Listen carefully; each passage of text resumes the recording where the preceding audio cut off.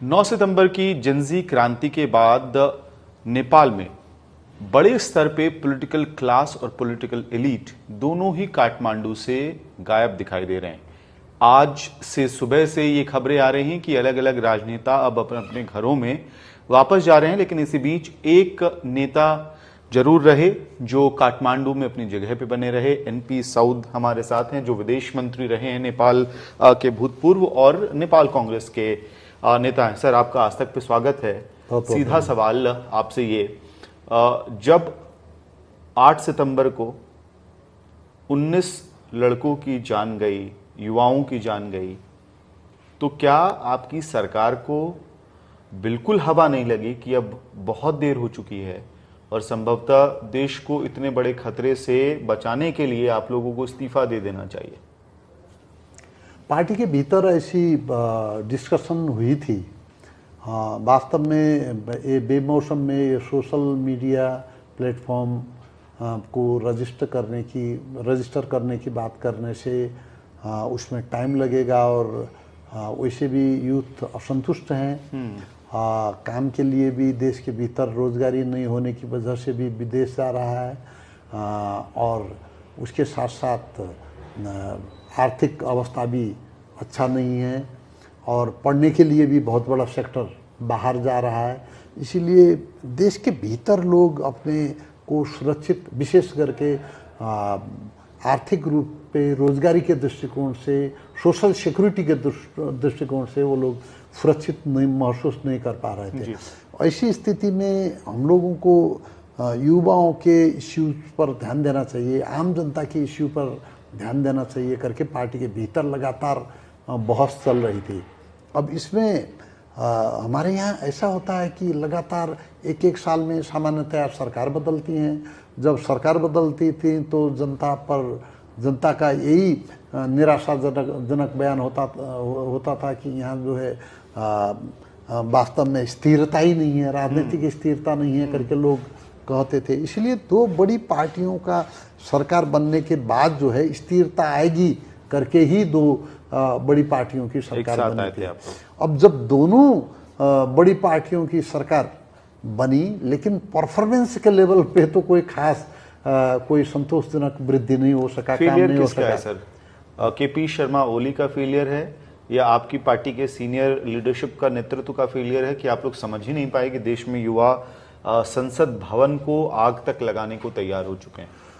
नहीं, अब एक आदमी पर अब इतने बड़े वारदात का जिम्मा देना जो है वो मुनासिब नहीं है। हम लोग भी पार्ट ऑफ अलायंस रहे हैं, गठबंधन के अंग के रूप में हम लोगों ने काम किया है। बात यह है कि दरअसल सरकार सुशासन देने में बिल्कुल असफल रही। ठीक है। अर्थतंत्र हम लोग ट्रैक में नहीं ला सके। जो नेपाल का युवा पीढ़ी बाहर जा रहा है, इंडिया की तो गिनती ही नहीं है। 40-50 लाख लोग इंडिया में नेपाली लोग काम करने के लिए गए होंगे। वैसे ही बाहर जो है अरब देश में हुए और आपका मलेशिया हुआ, ऐसे यूरोप, अमेरिका, छोटा छोटा तबका वहाँ जा रहा है। इसलिए समस्या ये थी कि वास्तव में नेपाल को अपने सिस्टम के भीतर युवाओं को यहाँ भरोसा दिलाने में पूरी तरह से सरकार हम लोग सफल नहीं हो सके। इसमें सर एक चीज और है, जितने प्रदर्शनकारी थे जिनसे हमारी बात हो रही थी और बड़ी संख्या में जो लोग घायल भी हुए, वो मतलब आमतौर पे ये नेताओं के खिलाफ नाराजगी हमने देखी है देशों में, अलग अलग राज्यों के चुनाव में। भारत एक बड़ा प्रजातंत्र है, मैं वहाँ चुनाव कवर करता रहा हूँ अलग अलग राज्यों में, लेकिन नेताओं के बच्चों के प्रति इस तरह की नाराजगी पहली बार मैं देख रहा था, जहाँ नेपो किड्स और नेपो बेबी इस तरह के शब्द थे और बकायदा इंस्टाग्राम पे अकाउंट्स से जहां ये दिखाया जा रहा था कि आपके पॉलिटिकल एलीट के बच्चे किस तरह के रिजॉर्ट्स में रह रहे हैं, क्रिसमस पे किस तरह से जूतों का पेड़ बना रहे हैं और दुनिया भ्रमण कर रहे हैं, जबकि एक नेपाल का आम व्यक्ति पढ़ाई के लिए और कमाई दोनों के लिए, जो आप खुद कह रहे हैं कि विदेश जा रहा है एक बेहतर जिंदगी ढूंढने के लिए, तो ये क्या लॉन्ग पेंडिंग इशू नहीं था जिसको पूरा पॉलिटिकल क्लास जिसके लिए जिम्मेदार, जिसको यहाँ के बच्चे तो मान रहे हैं पूरे पॉलिटिकल क्लास को इसके लिए जिम्मेदार? आपने ठीक ही कहा कि कभी कभी ये डेमोक्रेसी में ये हो जाता है कि लोग लड़ते हैं, स्वतंत्रता के लिए लड़ते हैं, अधिकार के लिए लड़ते हैं, बाद में वो खुद जब संपन्न हो जाते हैं तो वो जहाँ से उठ के आए हैं वो बात जो है छूट चुकी होती है। ये इस नैरेटिव से भी लोग देख रहे थे। और जो रूलिंग क्लास था, जो सत्ता में बैठे हुए क्लास था, उसका प्रिविलेज कुछ ज़्यादा है और आम लोगों को जो है अनस्किल्ड लेबर के तौर पे देश से बाहर जाना पड़ रहा है। ये अंतर्विरोध, ये पैराडॉक्स लोग जो है देख रहे थे। कम्युनिस्ट पार्टी पावर में इसकी वजह से ज़्यादा प्रॉब्लम थी। अब इसमें कम्युनिस्ट पार्टी का भी ऐसा होता है कि देखिए, अब नाम से सभी पार्टियां यहाँ समाजवाद का उल्लेख करते रहते हैं, लेकिन कम्युनिस्ट का पर भी उल्लेख करते हैं, लेकिन काम से जो है वो कोई अंतर नहीं है। सभी पार्टी जो है, आप मानते हैं पॉलिटिकल क्लास करप्ट था नेपाल में? अब ये तो ट्रांसपेरेंट ही है कि यहाँ सुशासन नहीं है। हमारे यहाँ हम लोग सुशासन नहीं दे सके हैं, जनता की एक्सपेक्टेशन फुलफिल नहीं हो सकी है। इसमें हमको बहुत ज़्यादा काम करना था, इसमें हम लोग सफल नहीं हो सके। इस चीज़ को तो हम लोगों को जब तक आम जनता के आगे एक्सेप्ट नहीं करेंगे तब तक हम लोग आगे नहीं बढ़ सकते, रिवाइव नहीं हो सकते। करप्शन पे क्या आपका कहना है? भ्रष्टाचार, अब भ्रष्टाचार पर जो है हमारी जितने भी एजेंसियां थी उनको इम्पावर तो कर दिया गया। अधिकार के दृष्टिकोण से हम हमारे पड़ोस के मुल्कों की ऐसी एजेंसियों पे हम देखते हैं तो उनसे अधिकार के दृष्टिकोण से तो हमारे यहाँ ज़्यादा ताकतवर एजेंसियां हैं, लेकिन तब भी जो भ्रष्टाचार का लेवल था वो बढ़ता गया। वो भ्रष्टाचारियों पे कार्रवाई होते वक्त लोग ये कहने लगे कि ये संस्थाएं चूजी हो गई हैं। किन किन लोगों पर करना है, वो पॉलिटिकली मोटिवेटेड क्रेडिबिलिटी काम कर रही हैं करके उन लोगों के प्रति लोगों की शिकायत भी रही, आम लोगों की, और आम लोगों का एक्सपेक्टेशन ऐसी एजेंसियां भी पूरा नहीं कर पाई। ठीक है सर, सुशीला कार्की, अब आप चाहें एक्सेप्ट करें या नहीं करें उनकी लीडरशिप को, आपकी देश की अंतरिम सरकार के प्रधानमंत्री, पहले तो क्या आप उनके नेतृत्व को अब इस वक्त एक्सेप्ट कर पा रहे हैं? अब सुशीला कार्की देखिए, एक मुसीबत में, एक बाध्यता में, एक खून खराबे के माहौल में हमारे राष्ट्रपति महोदय ने बाध्य होके यह संविधान से बाहर जाके निकाला हुआ समाधान है। अब ये इसको उन्होंने खुद कहा है, राष्ट्रपति महोदय ने खुद कहा है कि ये सब आवश्यकता के सिद्धांत एक्स्ट्राऑर्डिनरी सिचुएशन पर हुआ है। अब हम लोग चाहते हैं कि वो मुल्क में सामान्य स्थिति बहाल करने में वो सफल हों, और जैसे कि उन्होंने अपनी प्रतिबद्धता व्यक्त की है, हालांकि मुझे व्यक्तिगत तौर पर वो काफ़ी जटिल दिखता है। वो निर्धारित समय तक वो अगर इलेक्शन होल्ड कर पाएंगे तो मुल्क जो है फिर ट्रैक में आ सकता है। तो आप क्या उनकी अपॉइंटमेंट को अनकॉन्स्टिट्यूशनल मानते हैं? अब देखिए, ये तो वो खुद राष्ट्रपति जी ने अपने अंतर्निहित अधिकार का प्रयोग किया है। वो किसी स्पष्ट के किसी जिस दफे पे देश में प्रधानमंत्री नियुक्त करते हैं और उसमें मुल्क का सांसद होना ज़रूरी है, उसको बहुमत संसद का प्राप्त होना ज़रूरी है, उन प्रबंधों को जो है दरकिनार कर दिया गया है। और आवश्यकता रक्तपात के वक्त एक आदमी को लाने की थी, और इसमें एक महिला, एक प्रधान न्यायाधीश रह चुकी महिला जो जेनजी आंदोलनकारियों को के लिए भी एक्सेप्टेबल थी, तो उनको पुनर्स्थापित कर दिया गया। और इस पुनर्स्थापना से जो है, जो आंदोलन का आवेग था, लोगों का गुस्सा था, इसको पहली बार थोड़ा बहुत ब्रेक लगा है जी। और इसको नकारात्मक रूप में देखने की जरूरत नहीं है। हम लोगों को संयम और धैर्य के, आप मान रहे हैं कि भले ही न्याय संगत नहीं है लेकिन जरूरत है, कार्की सरकार की जरूरत हो गई थी। हाँ, जब देखा आपने खुद पहले बताया कि वो हमारे बच्चे लोग इतने मारे गए थे, नेपाल का ऐतिहासिक जो संरचना है वो सिर्फ 6 घंटे के बीच, सुबह 10-11 बजे से शाम 4-5 बजे के 20 7-8 घंटे के बीच वो तहस नहस हो गया था। आप सिंह दरबार देखिए, एक हिस्टोरिकल इमारत है, एक एडमिनिस्ट्रेटिव बिल्डिंग है, वैसे ही आप सर्वोच्च अदालत कह सकते हैं, राष्ट्रपति महोदय का कार्यालय कह सकते हैं। इसके अलावा भी वो संसद क्या भवन आर्मी ने आपको नहीं प्रोटेक्ट किया? नेपाल की आर्मी ने नेपाल की पॉलिटिकल क्लास को डिसअपॉइंट किया? ऐसा दिखता है कि अब इसमें आर्मी का असेसमेंट ये रहा होगा कि जो है वो खून खराबा कुछ ज़्यादा होगा। जैसे भी ऐसे अवस्था में आर्मी संयम बरतने की कोशिश करती है जी।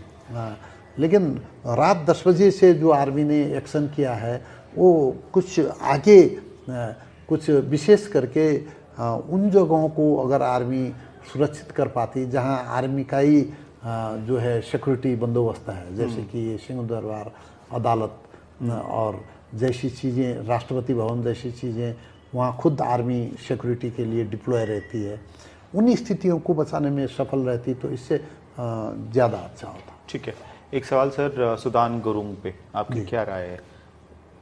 सुदान गुरुंग का देखिए, हम लोग तो नया नया नाम सुन रहे हैं, उनका इंटरव्यू वीडियो वायरल हो रहे हैं और उनकी प्रतिक्रियाएं जो है वो राजनीतिक तथ्यों पर आधारित, मैंने ऐसे देखने से मुझे ऐसा महसूस नहीं हुआ। वो भावावेग में इमोशनल अपनी प्रतिक्रियाएं दे रहे हैं। अंडरस्टैंडिंग नहीं है सुदान गुरुंग के पास। उनको मैं ऐसा तो नहीं कह सकता, लेकिन वो पॉलिटिकल रोड मैप के आधार पर क्लियर कट तो कुछ नहीं कर रहे हैं। उनकी असंतुष्टि जो है युवाओं की असंतुष्टि है, भ्रष्टाचार हुआ, रोजगारी नहीं हुआ, मुल्क सही रास्ते पे नहीं गया, राष्ट्र इस कदर आगे नहीं बढ़ सकता वाले नैरेटिव पर वो लोग जो है विद्रोह कर रहे हैं। होना क्या चाहिए उसके बारे में स्पष्ट रोड मैप अभी मैंने नहीं देखा। सर आप विदेश मंत्री रहे हैं, इस वजह से मैं आपसे सवाल पूछना चाहता हूं कि क्या आपको लगता है ये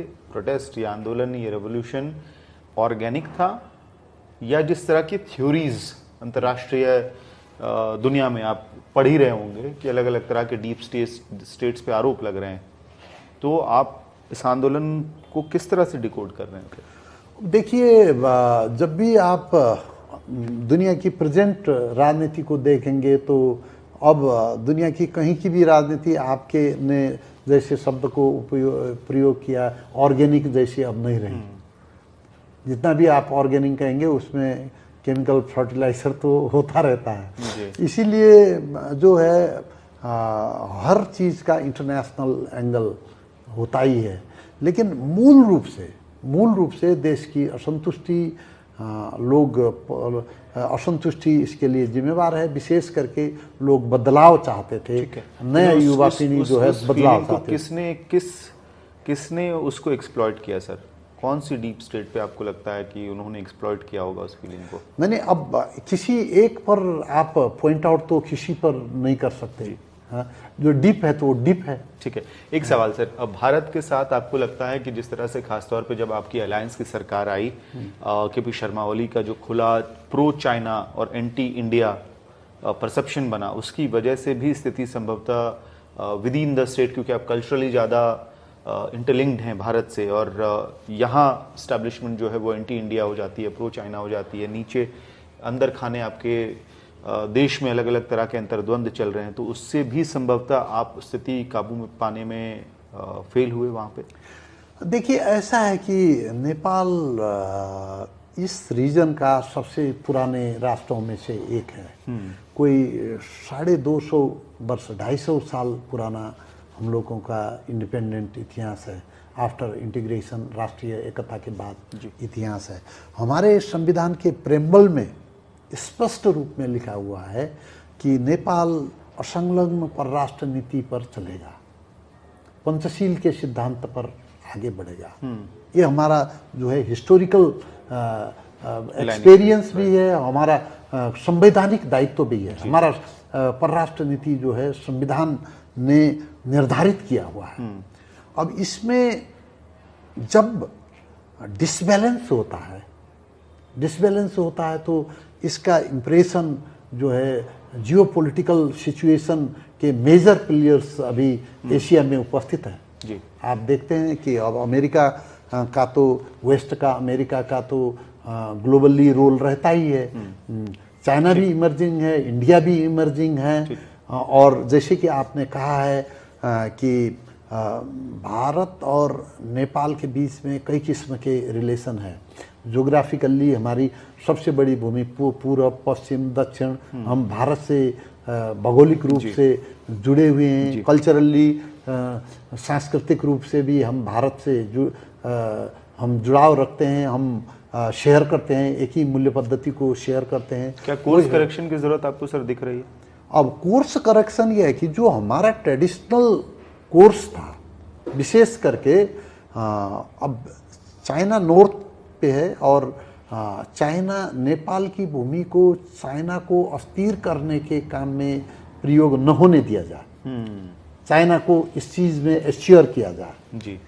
लेकिन व्यावहारिक रूप से जो हमारे हित, चाहे भारत से कहिए, चाहे चाइना से कहिए, या तीसरे मुल्क से भी आप मान सकते हैं, हमारे हित जो है परस्पर फायदे के हिसाब से, परस्पर हम लोगों को बेनिफिट के हिसाब से उनका प्रयोग करना चाहिए। अब हम लोगों को जानबूझकर अगर इंटरनेशनल स्ट्रेटजीज में हम फंस जाएंगे तो हम लोग जो है अपने मूलभूत संवैधानिक हमारा विदेश नीति का सिद्धांत है, उससे हम लोग डिरेल हो जाएंगे। अभी गवर्नमेंट चलाते वक्त इसमें कुछ प्रॉब्लमें आई, नीतिगत प्रॉब्लमें आई करके लगातार मार्केट में ये चीज़ थी और इसके बारे में नेपाल पे भारत वाली समस्या ओली सरकार ने थोपी है।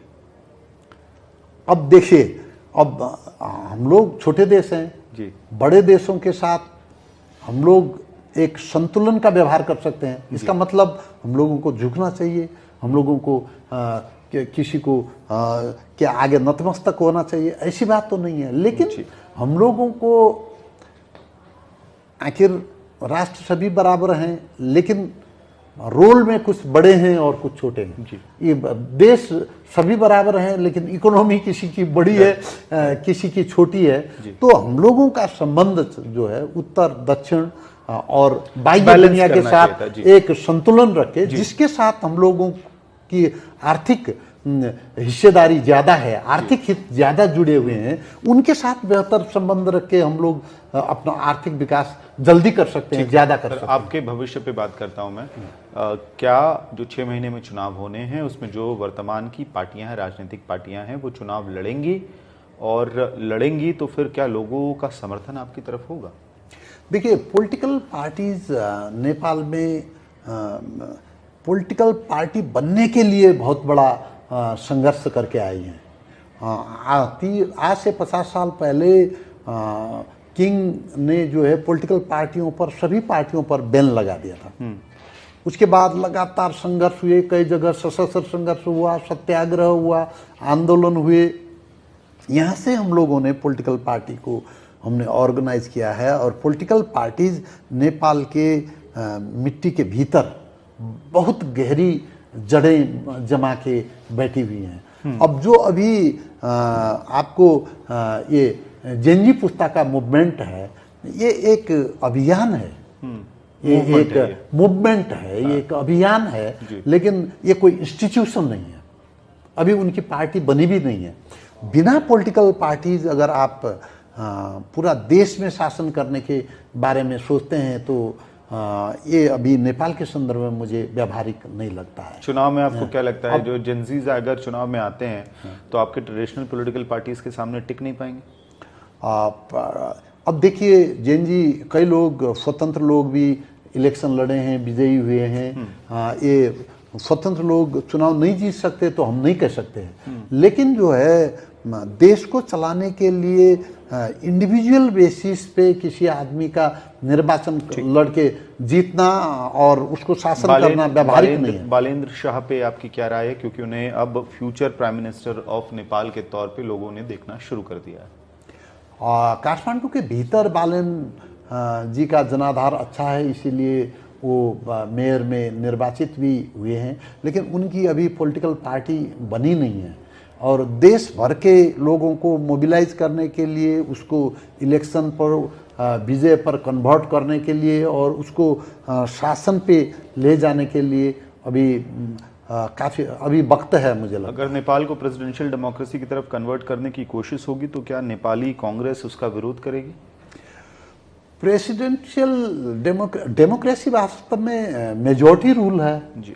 ले कभी कहीं भी यह होता है कि ये प्लूरलिस्टिक सोसाइटी जो होती है, बहुलवादी समाज जो बनता है, वहाँ अल्पमत को ऐसा लगा कि ये बहुमत वाले लोग जीत जाते हैं और हमारी अल्पमत की आइडेंटिटी की वजह से हम लोग गांव का रिप्रेजेंटेशन जो है मेजर पोस्टों पे नहीं होता है। ऐसी स्थिति में लोगों को लगता है कि हमको मार्जिनलाइज कर दिया गया है। इसीलिए नेपाली कांग्रेस की कोशिश ये थी कि अगर संसदीय व्यवस्था होगा तो छोटी छोटी कॉन्स्टिट्यूंसियाँ होंगी और उसमें छोटे छोटे तबके फर्क आइडेंटिटी वाले लोग भी संसद में आएंगे, अपना पहचान बनाएंगे, वहाँ से अपने संसद दल का नेता चुनेंगे और उसके बाद प्रेसिडेंट में भी अप्रत्यक्ष चुनाव होगा तो कोई डायरेक्ट चुनाव होता है, उसका सपोर्ट है विरोध है? सर मैं उसका जवाब चाहता हूं आपसे जी। अगर प्रेसिडेंट के पोस्ट के लिए डायरेक्ट चुनाव कराने की कोशिश होती है अगले चुनाव में तो आप उसका सपोर्ट करेंगे, विरोध करेंगे?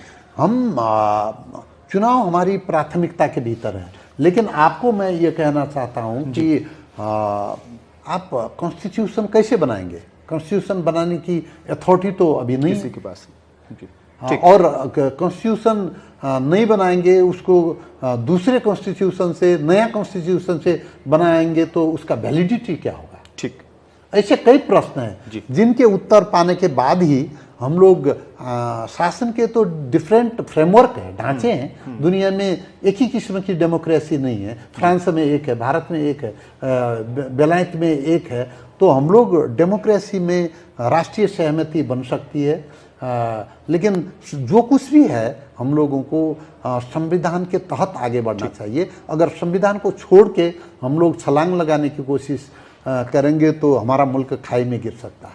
हमसे बात करने के लिए बहुत बहुत धन्यवाद।